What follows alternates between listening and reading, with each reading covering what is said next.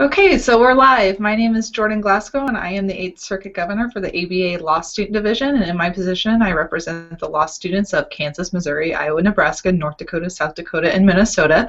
And today we're continuing our webinar series with a very exciting one, especially for 3Ls out there, about what is the UBE. The UBE is the Uniform Bar Exam, obviously, and it is kind of becoming something that is a quick trend in law schools and bar exam states where they're replacing their specific bar exam with the uniform bar exam. And so real quickly, I'll introduce our panel. We have Chris Jennison, who goes to Syracuse University for law school, and he is the ABA Law Student Division representative to the Board of Governors. It's a handful.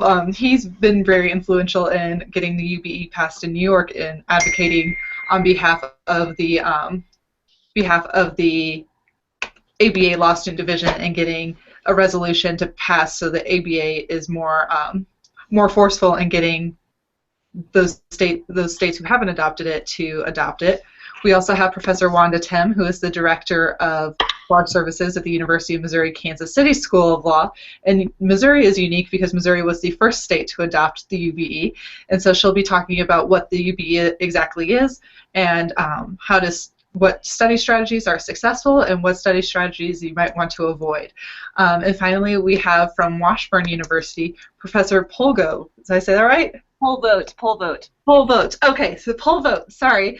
Professor Polvote, who is from Washburn University School of Law, and she's the Director of Bar Services there, and she'll be talking about kind of the adjustments that have been made in Kansas based on their recent adoption of the UBE and how students in Iowa, which is the latest state within the 8th Circuit to adopt the UBE, how they can also kind of adjust their study strategies to make sure they're going to be as successful as they can on their bar exam.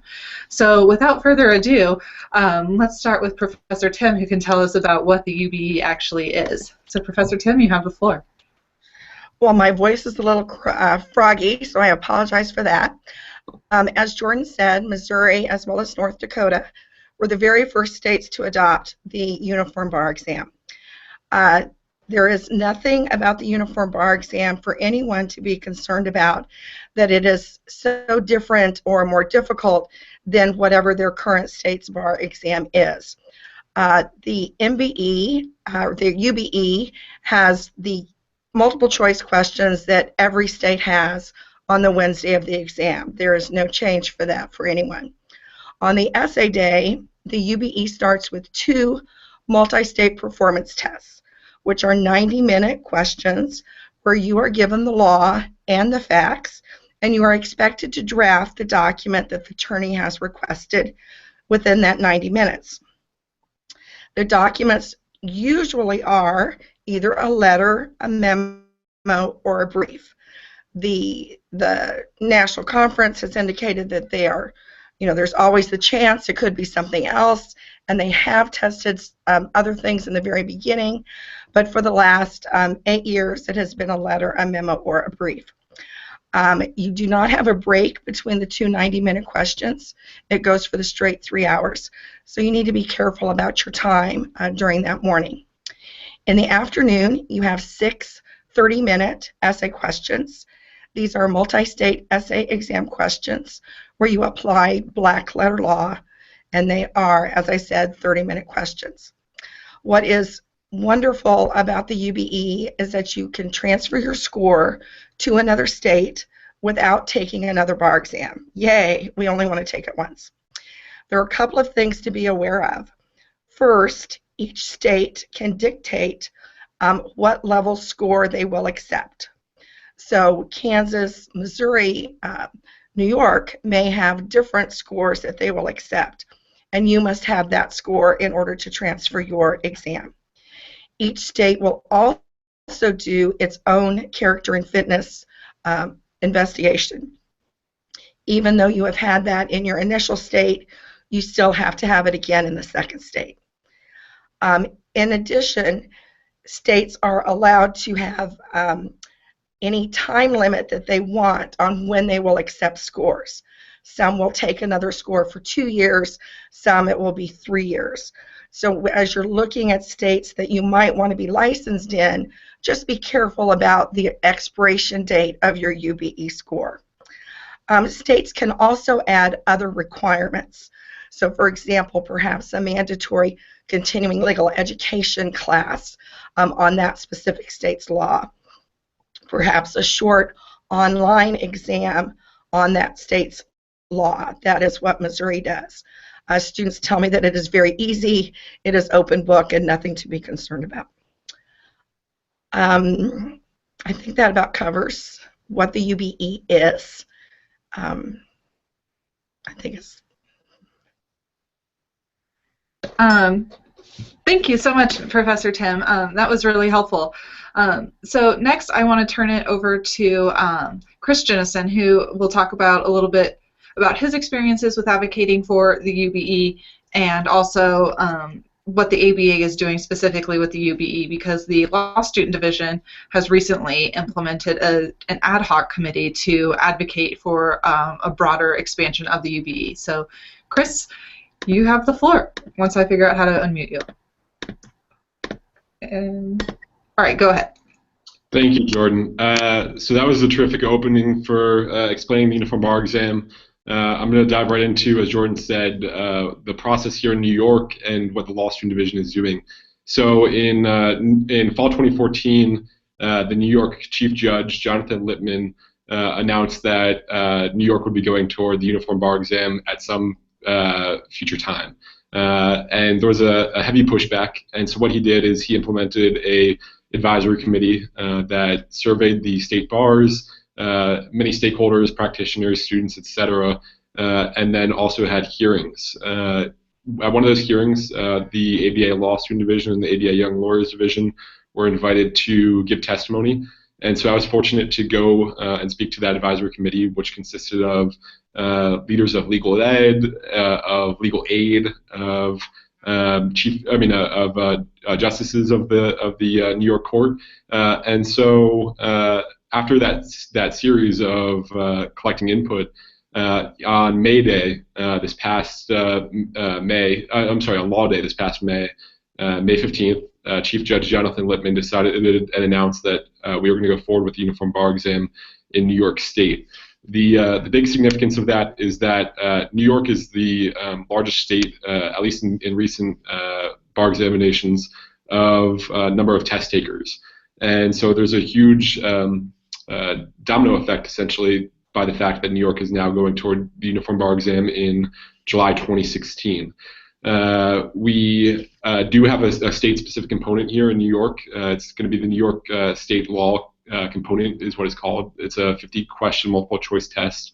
And so, as was said before, some states have a multiple-choice test, some have a CLE requirement, some have various other online learning experiences to teach you the local state law and ensure knowledge of that local state law.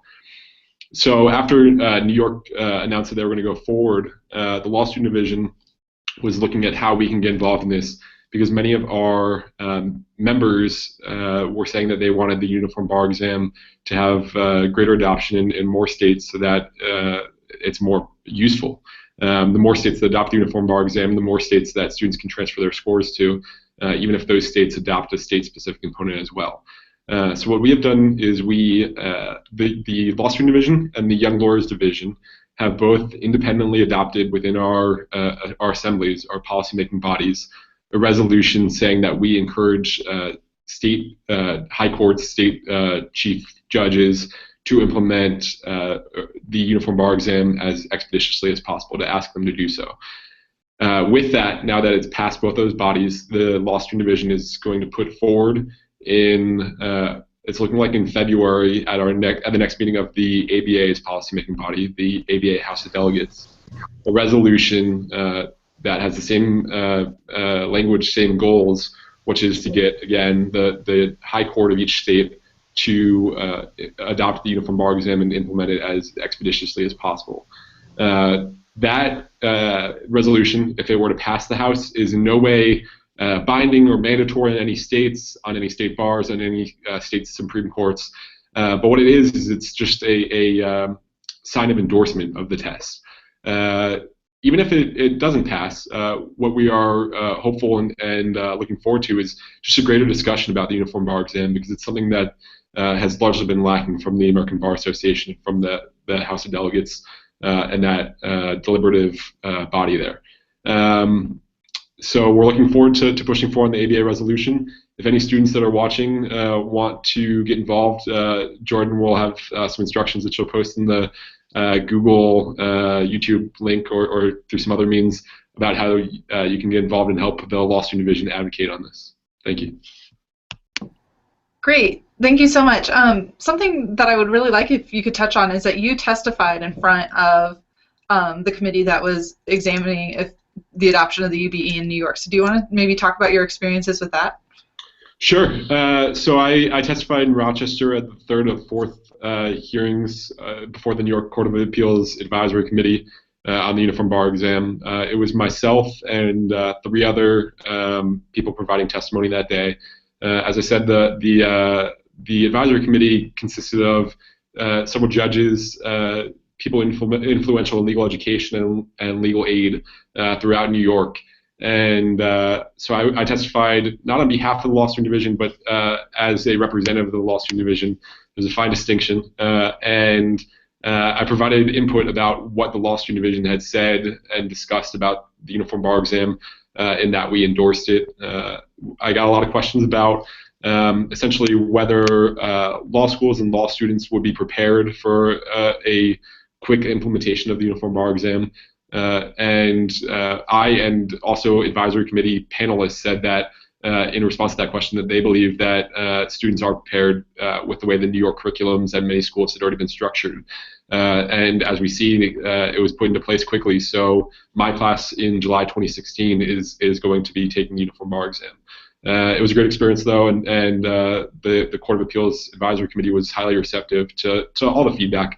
I testified next to the New York State Bar Association president, and one of the things he raised is the loss of testing of local law. And that kind of goes to the elements that were talked about before and that I talked about, that some states are implementing in their state-specific law components a multiple choice test or a online CLE or webinar. So those were the big concerns, but it was a great experience, and they were very receptive. Great, thank you so much. Now we have Maureen Hannon, who's on the call. She had some technical difficulties joining us, but she's here now, and she's going to talk to us just a little bit about the specifics that the 8th Circuit states require, as in terms of score for the UBE, and what states are still specifically state-tested bars within our circuit. So do you want to take the floor now? Yeah, definitely. Sorry I'm late. I had to get a new computer from the library because mine kept shutting down. But first off, I'd just like to share my screen with all of you.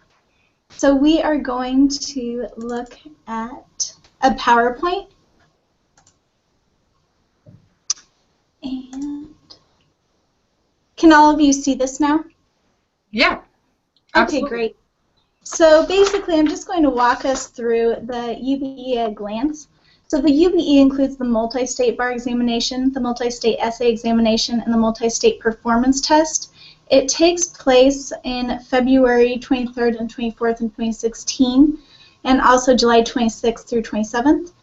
Results are portable across state lines, and it's administered by the National Conference of Bar Examiners. And the NCBE will transfer scores for a $25 fee per transcript. The multi-state bar examination is a standardized multiple choice examination that's 200 questions long and 6 hours. And it occurs, we won't go over the dates, but it's the last Wednesday. And it is weighted 50% by UBE jurisdictions. So this is a map. You can see that every state uses the MBE except for Louisiana. And then we'll go into the multi-state essay examination. The MEE consists of 6 30-minute questions, and it's on the Tuesday, where the MBE is the Wednesday part of the examination. The questions may cover more than one area of law, and the areas covered vary based on the exam. and it's weighted 30% in UBE jurisdictions. So you can see these are the states in blue that administer the MEE. And these are the areas of law that may be covered. So you can see that there's roughly 12 areas of law covered. I won't go into all of them. And preparing for it, you can use the NCBE's preparation tools, which basically includes study aids and questions with analysis from recent administrations of the exam. And these were the subjects covered in the February 2015 exam. You can see agency and tort law, constitutional, secured transactions, real property, civil procedure, and descients and estates. The multi-state performance test, the MPT, consists of two 90-minute items, and it is also it's the second part of the Tuesday portion of the exam, and it is weighted 20%, and it is basically designed to test your ability to think critically and provides pretty much all the information you need to know. Let me, Jordan, just let me know that the screen was frozen, so let me stop sharing here for a second and see what is up.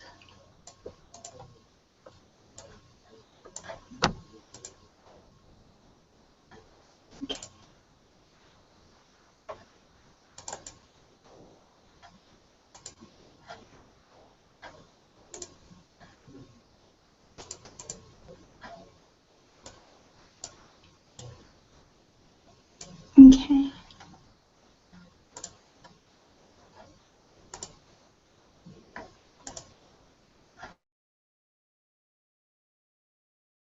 So okay, here we go. Instead of going to the full PowerPoint mode, I'm just going to walk through each slide.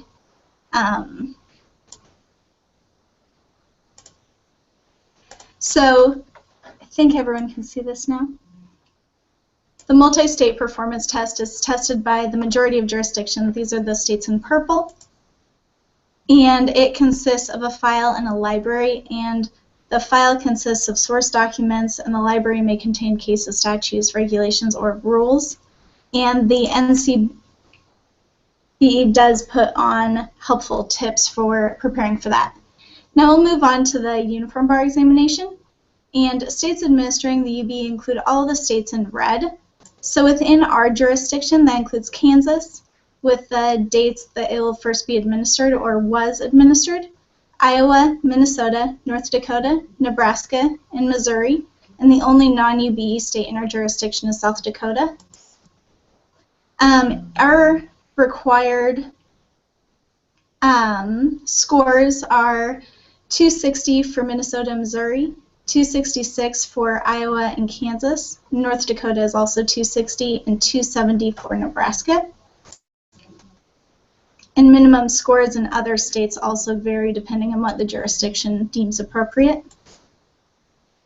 And the benefits of the UBE include increased mobility for new graduates desiring improvement or employment, and there is current similarity which renders multiple examinations burdensome. And there's benefits to test takers, employers, and communities, and states are pushing forward towards the UBE, so it makes sense to adopt it. And there's also more competition for bar preparation costs, and you can see there, based on their websites, the current bar plan in Kansas is roughly $2,500, Kaplan is $1,900, and Themis is $1,800, so it's pretty much all good. Most states administer the MPRE, which is just the Professional Responsibility Examination, and it's a 2-hour, 60-minute multiple choice examination that occurs 4 times a year in November, March, August, and November. And it is designed to test knowledge and understanding of established standards related to a lawyer's professional conduct and not personal ethical values. The MPRE has required scores by state, and you can see that Kansas, Iowa, and Missouri all require 80, where Minnesota, North Dakota, South Dakota, and Nebraska require a score of 85. And then I went into a little bit of information about the Kansas UBE just because it's the first time that it is being administered this February. But we won't go into detail. I will just click through these slides so that you can all see it.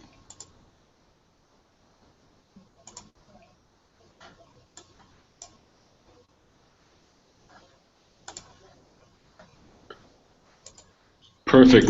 Thank you so much. So one of the things I've learned in law school is to go with the flow and be prepared for anything. And Jordan's computer also crashed, so I'll be stepping in as the moderator for just a minute. She did advise me that Professor Tem has just a few things that she wants to chime in with as well right now.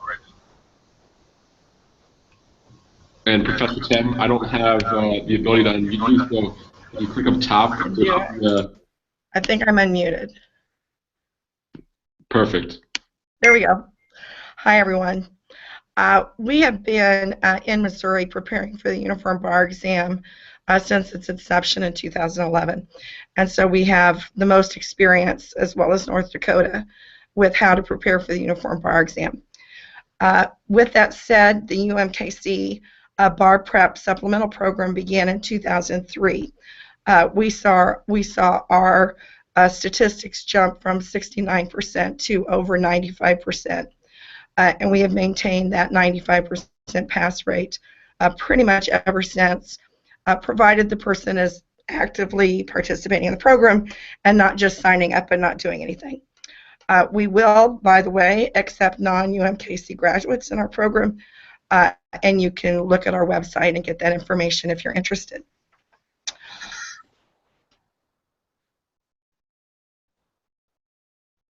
For any state's bar exam, because it applies for all bar exams.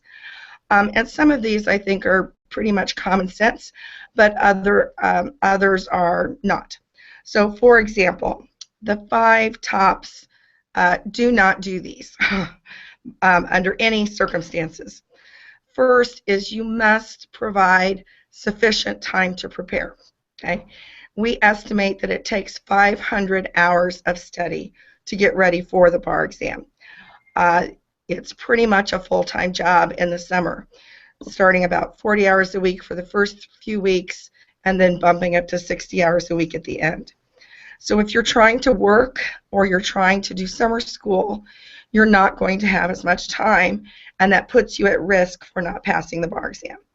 Now, some of us like to eat, and therefore you may well need to work, but the idea is then that you recognize that you will have limited free time, that all of your free time will be spent preparing for the bar exam.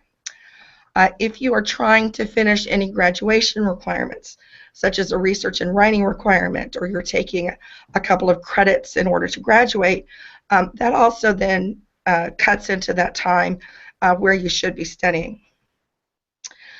The second thing that I encourage you not to do is you will often hear other graduates say, well, all I did was do a lot of the multiple choice questions, and I passed, so you'll pass too. That's all you need to do. Well, that's not all you need to do, and it might work for one person but might not work for anyone else. In our experience, it does not work. People that do that tend to fail the exam. Should you have a personal crisis of any kind. So for example, I had a gentleman whose wife asked him for a divorce 10 days before the bar exam. Maybe you should not take the bar exam if something like that happens. Consider it a delay in your goal and not you're giving up your goal. You may well fail the exam if your head is not there, and a personal crisis can do that. That student, by the way, did take the exam and did pass, so there's a happy story to the end of that. One of my main concerns is someone who decides not to invest in the money in a commercial provider's course and try to study just from materials that they purchase from a fellow student. That kind of study method can work if you are a highly structured, independent learner. That is, you will sit down every day just like your colleagues are sitting down every day to get ready for the bar exam. But if you are someone who gets up and says, oh, I'll do it tomorrow, I'm going to go golf today, or whatever, that's not going to work for you. My last of my 5 don'ts is skipping a topic, trying to game the system, saying, well, they haven't tested this topic, or they just tested it, so I don't have to study it as hard this time around. Well, you're going to, you just can't count on that. They repeat topics in their essays all the time. I had a student that just never got constitutional law. He admitted he never got it. He didn't study it so he was kind of screwed on the multiple choice, which he was accepting of that risk. Unfortunately, there was an essay question on constitutional law, and one of the MPTs was on constitutional law. So he basically got screwed on that. So don't skip a topic. You've got to study them all. Now, my 5 top do's, obviously the opposite of all that I just said.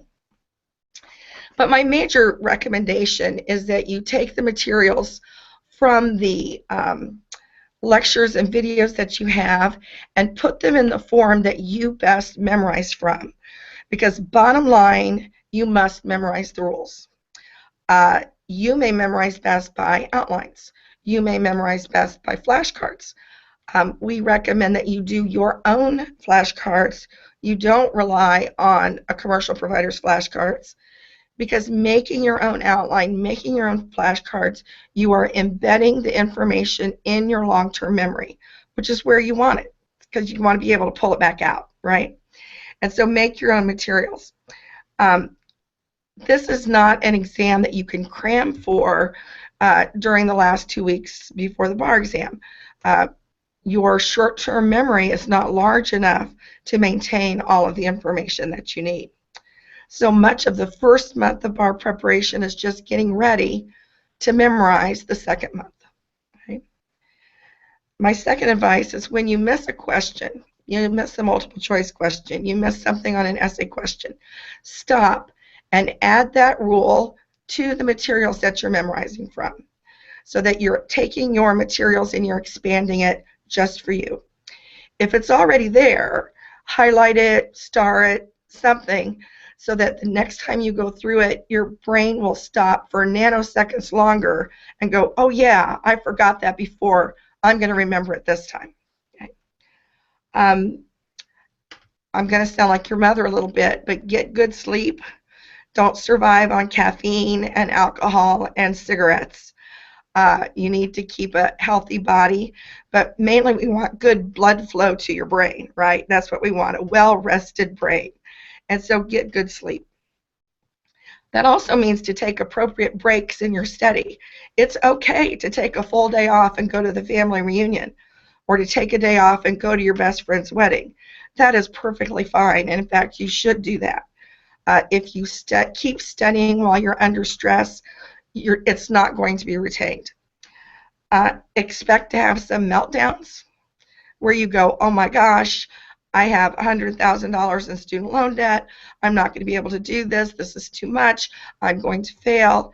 That's really cathartic. Let that happen. Put your books away, come back to it the next day, you'll be ready to go.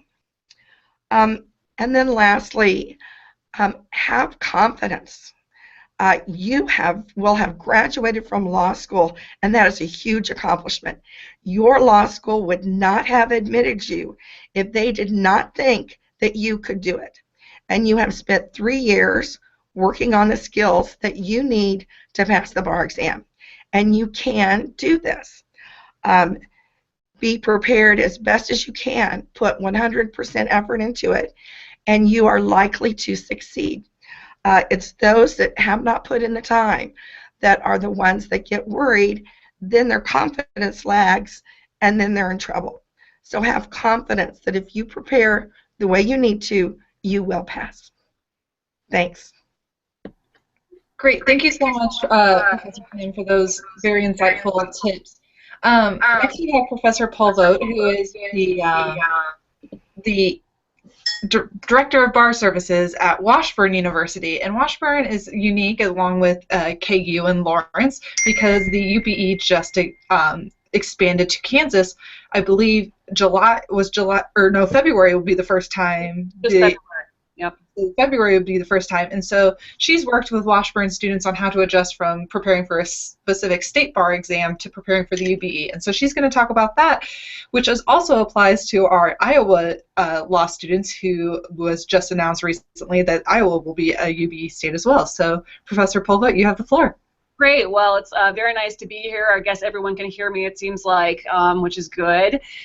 So yes, I am an associate professor here. I'm also the director of both academic skills and bar passage. I am thrilled to hear that students are advocating for the UBE. I'm a huge fan of the UBE. I'm actually a huge fan of the multi-state performance test in particular. I think it measures a different type of more realistic aptitude, and I think it's also part of the bar exam, the uniform bar exam, that students can really excel on. And so, you know, I'm very enthusiastic and happy about the fact that Kansas has adopted the UBE. I don't think the UBE is an easier exam, but I think it's more knowable and more predictable oftentimes than the state exams, and this is because the NCBE is in the business of crafting these exams. It's what they do. So you know, the UBE is it's a great thing for the reason that it's, I think, a more knowable exam that you can really master as a law student preparing for it, and obviously the portability of your score makes your law degree that much more valuable, especially here in Kansas. We have 2 law schools here, and you know, we'd really like for the value of those degrees to be increased, and I think having the UBE does that. So I just want to talk a little bit about, on a more conceptual level, about the preparing for the different portions of the UBE, starting with the multi-state bar exam, which is the multiple choice portion. Basically, the way I think about the MBE is it's knowledge plus critical thinking, critical reading, right? So one thing is, you know, yes, you have to learn all the substantive law and memorize all the substantive law, but you also have to be able to apply that in a multiple choice setting. So to law students, I would say, first of all, even though you may not want to, I would try to seek out law school courses that require you to memorize, that give rather closed book exams, so you practice your memorization skills well before studying for the bar exam, and also to seek out courses that test you through multiple choice questions, because it is a different sort of, it's actually, I think, is the same analytical process as writing an essay answer, but the manner in which you work through that analytical process is quite different. The other thing I will say about the MBE, and it's true for all parts of the bar exam, you must practice actively. You are not going to pass the bar exam by listening to lectures and reading outlines. You have to practice questions, and more than just practice them, you have to review them, and you have to understand both why you got them right and why you got them wrong.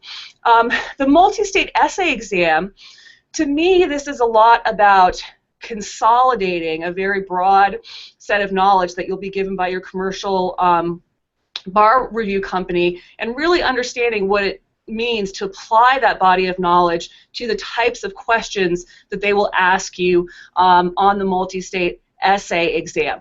One of my favorite things to advise students to do is to go to the NCBE website and download all prior essay exams that have been administered. So they'll be sorted by year. I suggest you resort them by subject, and then you can sit down and say, okay, these are the types of calls of questions that we see on property essays, that we see on con law essays, that we see on secure transaction essays. And you know what? There's nothing new under the sun. There's only so many ways they can test this material. And so you become sort of familiar with the genre of the multi-state essay exam. In connection also with the multi-state essay exam, as well as the MBE, I strongly encourage students to do open book practice for a long period of time. One mistake students make is they try to test themselves with closed book practice way too early in the process. The majority of the time that you're studying, you're learning, and then you're practicing what you've learned, and then working on retaining what you've learned. So something very valuable that you can do with those NCBE materials is actually, before you've even studied a subject area, you can look at the analysis and explanation of the essay question, highlight all the rules of law in there, and learn that sort of subset of rules of law that are required to answer that particular essay question. Learn that subset, then go take the essay question closed book, and you're really reinforcing your substantive knowledge and also working on your essay writing technique.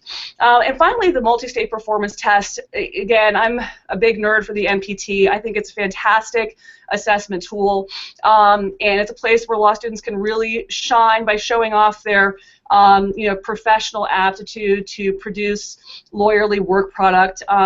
It's different than the other parts of the bar exam because you don't have to memorize law for it, right?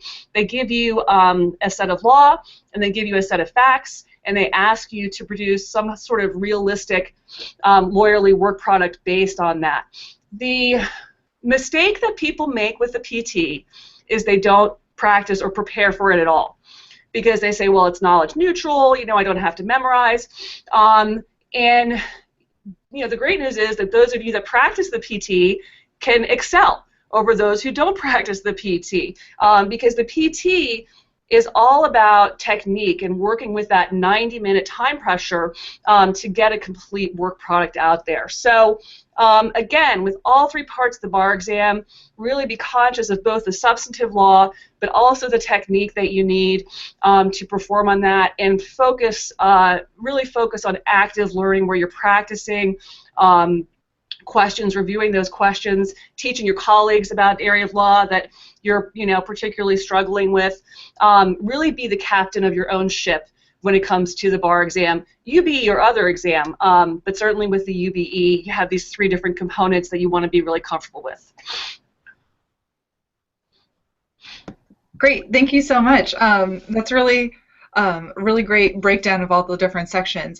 Specifically, you mentioned that predictability is a big change between the Kansas State Bar and the UBE. Do you see any other adjustments that your students are going to have to make within the next few months to prepare? Yes. Okay, and that's a great question to get me to focus on. And I apologize, I have a little bit of a runny nose, so I'm sniffing. It's okay.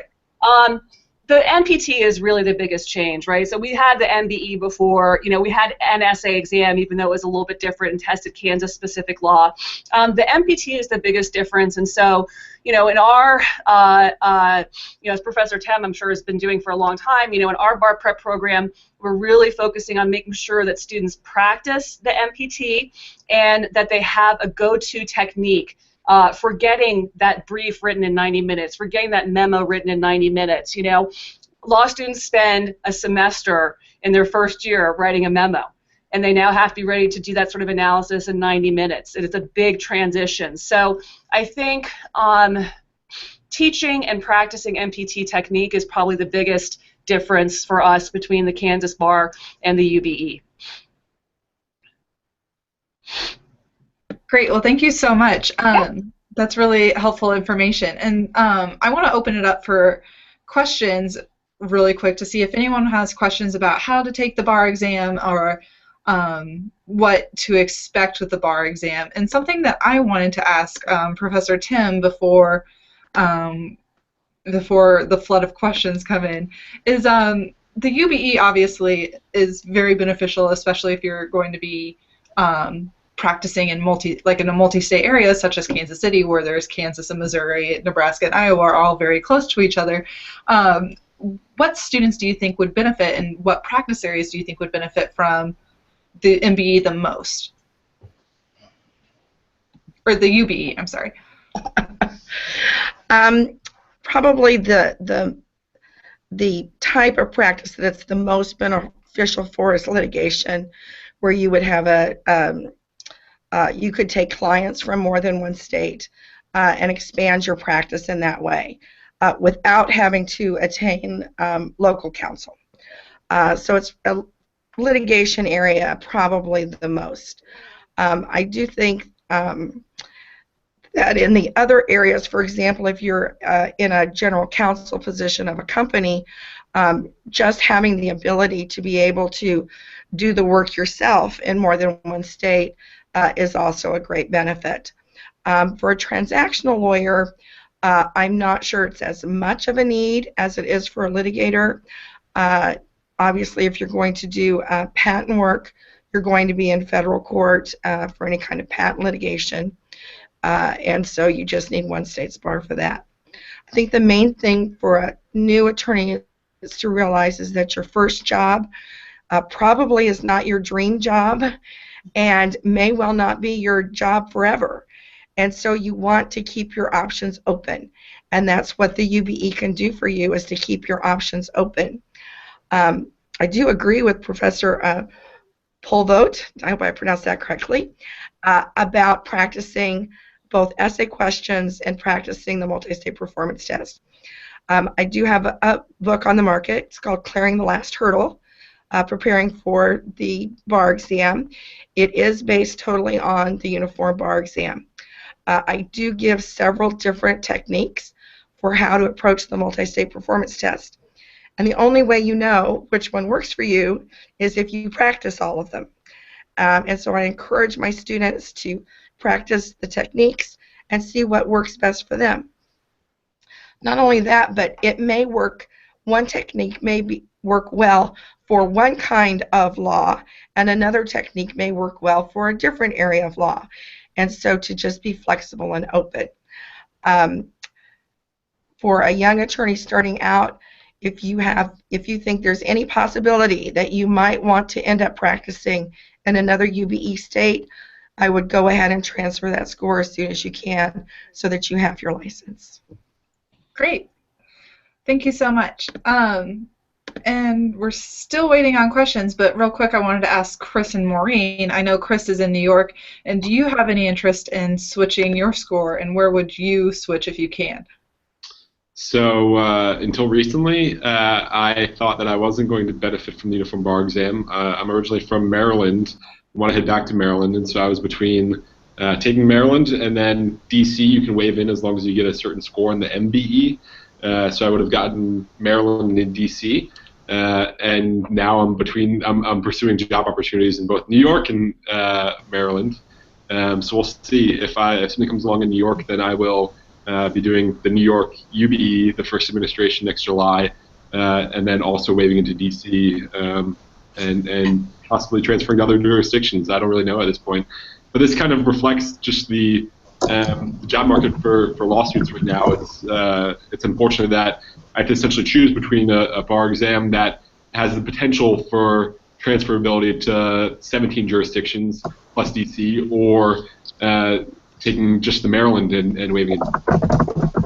Right. That's absolutely a very valid point. And Maureen, what about you? What states have you looked at that you would be interested in transferring your score? So I would probably be interested in transferring it to Missouri, just because of the close proximity to Kansas City, or to Colorado. How about Colorado you? would be great. Yeah, definitely. Yeah, I definitely am very excited about UBE. I will be joining a firm that has 21 locations in the U.S. and many locations abroad. So I'm very excited that the UBE was adopted in New York, because one of our largest offices in New York. So that will provide me with the opportunity, instead of having to pro hoc vice into any litigation matter there, I can just already be licensed there, which is a really big benefit for if you're going into big law like I am. So we'll check for any last questions. Chris had to leave us, so he's leading a trial competition at Syracuse, so he's kind of running between places right now. But it looks like we don't have any questions right now, so why don't we provide last thoughts and we'll wrap up. So, Professor... Can I ask a quick question, Jordan? Oh, yeah, sure. Okay, so I guess for Professor Tim and Professor Polvo, do you think that maybe for students who have lower class rankings, that the UBE provides some opportunity to move into jurisdictions that accept lower scores? I can speak to that. I think I'm on. Okay. You know, it's not, honestly, it's not just students in the, you know, the bottom quartile of the class necessarily. So, for example, if you went to law school in Kansas and you might practice in Colorado, you might practice in Kansas, you might practice in Missouri, I think strategically the smart thing is to take the exam in Missouri. And there's actually two reasons. One is Missouri has a lower pass score of 260 compared to 266 for Kansas, and I believe it's 276 for Colorado. But also, you know, what Professor Tem said is true. Missouri is very good at grading this exam in a way that I think is to me appears to be fair and predictable. And so for me, it's almost a more comfortable place for students to take the exam because of the years of experience that the Missouri Board of Bar Examiners has coming up with rubrics and what have you. But you know, if there's a possibility you're going to transfer your score, I would say why not take it in a jurisdiction that has a lower pass score, because then at least you can be admitted in that jurisdiction and potentially the other ones as well, versus, you know, experiencing, if you got a 270, right, you could be admitted in both Missouri and Kansas, but not Colorado. If you took that exam in Colorado, it might be a little bit more, you know, disappointing because you didn't achieve that pass score. So, I mean, it's an individual decision, but I think there's a lot of logic to taking it in a state where the pass score is a bit lower. Jordan, I agree wholeheartedly with what Professor Polvote just said. If you take the exam in Missouri, our rate is lower. The reason our rate is lower, honestly, is we have a very receptive court. Our Missouri Supreme Court feels like, since most students in a 260 range would pass on a second time, that why are they disenfranchising this whole group of attorneys when they will eventually pass the bar? So Missouri dropped its rate to 260, and if you take Missouri and you get a 265, you'll pass the bar exam. If you take that same exam in Kansas at 265, you will fail the exam, you're not going to be employable, and you have to delay your goal. So I recommend that you go to the lowest cutoff score possible. Now, obviously, you're going to try your very best to get the highest score that you can, but you have a better chance of becoming licensed in at least one state. And don't forget that it's not just the UBE that you can transfer to other states. There are reciprocity rules that allow, and each state is different, that once you have practiced for usually around 5 years in one state, you can transfer your license to another state. Not all states do that, but some do. And so that's also another option for people who perhaps have a lower pass score that they cannot transfer to another jurisdiction that they want. Can I ask a follow-up? Yes. Do you find, I think that I was talking to a couple of 3L students who told me that Missouri's rate for the bar exam is $900 and Kansas has a rate of $700, that will dissuade students from kind of taking this logical step and taking the Missouri bar exam? I mean, Kansas has historically had lower bar fees, bar application fees. I think part of that is just the sheer number of graduates taking the exam. In Kansas, their costs are less to administrate it. I mean, I do think it's a pure economic issue. Their cost to transfer the UBE score, however, is almost the same. You know, that $200, I think on almost every decision regarding the bar exam, you have to weigh the risks of, are you a student that is likely to score 266 or above, then by all means take Kansas. If you are a lower ranking student that is struggling, then Professor I think that Tim, it seems like we've lost your audio. Oh, I'm sorry. I can hear her. Oh, okay. Okay. If you are a lower ranking student, you may be better off going into Missouri, still trying hard to get that higher score, but spending that extra $200. In the end, $200 isn't going to make much difference in your student loan, because remember, you can get one federal student loan to cover your bar application fees. It will not cover bar preparation courses, but it will cover your bar application fees. And so realizing that, I don't think the 900 versus 700 basically difference should weigh heavily on a student. I just want to strongly echo and agree with Professor Tem. That is such a tiny amount of money in the long run compared to the strategic choice to maximize your chances of passing in a jurisdiction and being ready to practice. So yeah, the strategy is unaffected by that small difference in cost to me.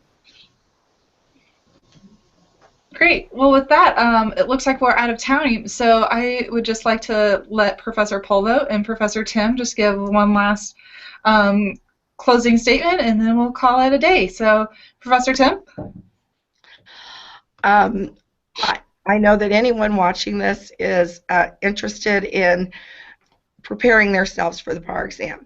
And one of the main things I want to get across to you is that you have been developing these skills. You're going to have a very focused study on your skills and improving your skills this next summer or in January and February. But this is a task that most attorneys do reach that hurdle and go across. And so you do have the skills to do this. Great. And Professor Polvo? Yeah, so I actually want to reiterate one thing that Professor Tem said earlier and add one point. Studying for the bar exam is a full-time job, and I don't care if you're at the top of the class or the bottom of the class. It is a full-time job. Plan ahead of time to treat it as a full-time job. The second thing, it might seem obvious, but take the advice of those people who are there at your law school to help you pass the bar exam. They've been through this a lot, and they actually know what the strategies are to succeed. So, you know, take advantage of that.